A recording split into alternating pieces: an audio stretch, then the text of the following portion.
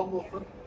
Yine de buraya tek yapacağız. Sizden dostlar görüşümüz ya dostlar. Bugün de biz Katowice aeroportuna geldik ve müşterimizi karşılamaya geldik. Ilham müşterimiz Azerbaycan'dan Türkiye'nin üstünden tesadüfen Varşava'da, şu an Varşava'dan sonra Katowice'ye gelmiş bulunmakta. Ilham ne ekili geldi, ne ekili deresine geldi dostlar. Ilham böyle adını öğrenelim dostlar. Ilham hoş geldin. Merhaba, sağ olun, hoş geldin. Viza oldu, Azerbaycan'da gittim. Azerbaycan'da geçtim, Azerbaycan'da viza oldu. Viza oldu, Berlin'de çıktı. İnşallah sizlere nasip eder.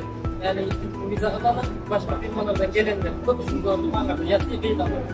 Bu viza alalım, Ufak Bey, Murat Bey, Şevkat Hanım, hep de sağ olsun. Aynen çok.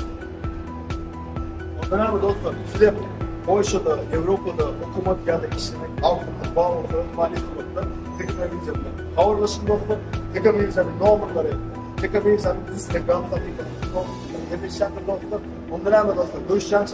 Sağ olun.